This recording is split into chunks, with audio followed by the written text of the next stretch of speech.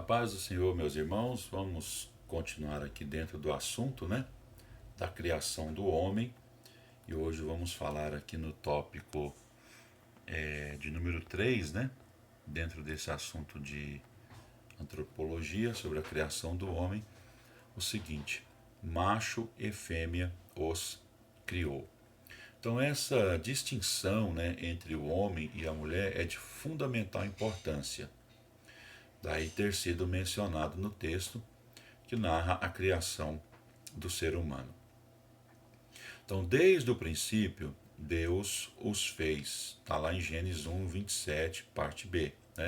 Deus os fez, macho e fêmea.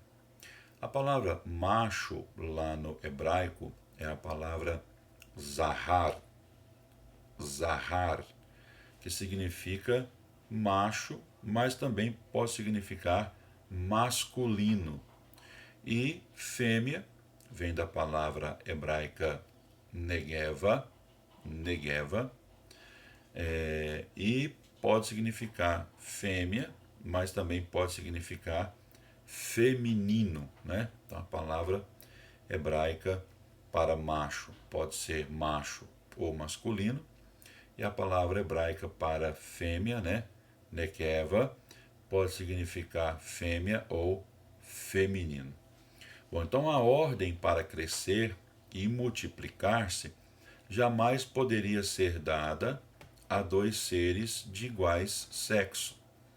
Então, quando Deus ordenou para que eles crescessem e multiplicassem, a lógica era pessoas de diferentes sexos ou um casal heterossexual se unirem e daí haver o crescimento e a multiplicação da raça humana. Então, o relacionamento entre o homem, o macho, a palavra sahar no hebraico, e mulher, a palavra nekeva, fêmea. Então, o relacionamento entre homem e mulher, entre macho e fêmea, complementam-se em sua estrutura física, anatômica e emocional, visando a procriação e o legítimo prazer no âmbito matrimonial. O princípio de Deus para a união sexual entre homem e mulher, no âmbito matrimonial, é o da heterossexualidade, fundada no amor e no afeto mútuos, visando a formação do lar através do matrimônio. Vamos seguindo aqui e vamos ver aqui na letra A o seguinte: dentro desse assunto, que é macho e fêmea os criou, na letra A nós temos abençoados para frutificar e encher a terra. Gênesis 1 e 28 diz: e Deus os abençoou e lhes disse: frutificai. A palavra hebraica para, crescer, frutificar e multiplicar-se, Vem do verbo parar no hebraico. E multiplicai-vos, vem do verbo hebraico ravá, aumentar, crescer, multiplicar-se. E enchei, vem do verbo hebraico malá, que significa encher, completar a terra. Então, o plano de Deus para o homem inclui a frutificação e a multiplicação da sua espécie. Ele dotou o ser humano da capacidade reprodutiva através da união sexual entre o homem e a mulher. E somente através dessa união, por meio do matrimônio, o homem cumpre o desígnio do Criador quanto à multiplicação dos seres humanos no planeta Terra. Vamos aqui para a letra B, e nós vamos ver que o homem foi feito para dominar a natureza. Gênesis 1, 27 e 28, o texto diz: e Deus os abençoou e lhes disse: enchei a terra e sujeitai-a. A palavra sujeitai-a vem do verbo hebraico kavash, que significa controlar, e dominai vem do verbo hebraico radá, que significa governar. Então o homem deveria controlar e governar sobre os peixes do mar, sobre as aves dos céus e sobre todo o animal que se move sobre a terra. No comentário Bacon da CPAD, vemos que uma das marcas da imagem de Deus foi ele ter criado, né, o homem e ter dado a ele o status e o poder para agir como governante. A aptidão para governar implica em capacidade intelectual para argumentar, organizar, planejar e avaliar, capacidade emocional para desejar o bem-estar dos súditos, apreciar e honrar o que é bom e verdadeiro, repudiar o que é cruel, falso, cuidar da natureza e amar a Deus, o Criador. Terceiro, capacidade volitiva para escolher e fazer o que é certo, obedecer a Deus, entregar todos os poderes a Deus em adoração e participar em uma comunhão saudável com a natureza de Deus. Sem dúvida, essa concepção ideal de governo conferida ao homem refere-se ao potencial que ele possuía na condição original, antes da queda. Certamente, né, tal poder lhe conferia autoridade para controlar o meio ambiente sem destruí-lo, bem como para cuidar dos animais e se relacionar com eles sem medo ou pavor deles. Vamos observar aqui no 4 sobre a formação do homem. Diz a Bíblia em Gênesis 2:7. E formou, a palavra no hebraico é yatzor, que é formar, produzir, né? Esse verbo tem essa ideia de, além de formar, produzir. Então, e formou o Senhor Deus o homem.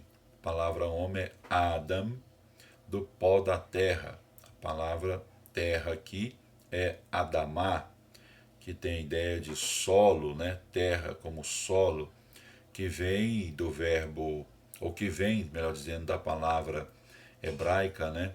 Adom, vermelho, ou seja, o Senhor Deus formou o homem extraído do solo fértil, né? Representado aqui pela palavra Adom, vermelho, e soprou em seus narizes o fôlego, a palavra hebraica é Neshama.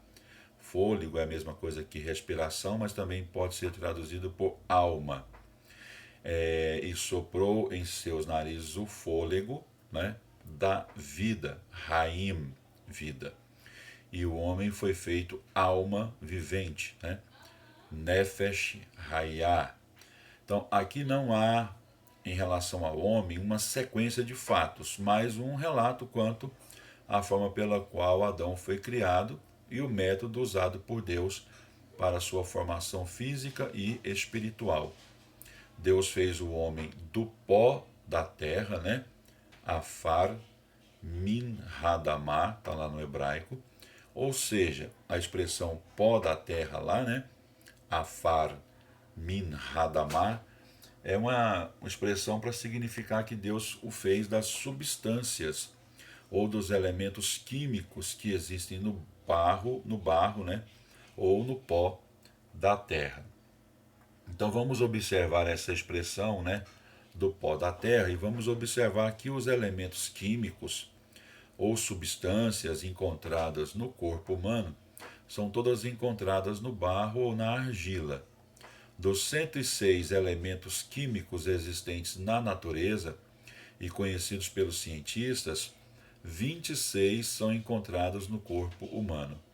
Assim, por um processo sobrenatural, Deus extraiu do barro os elementos químicos que formam o corpo humano, os combinou de forma especial e formou o homem do pó da terra.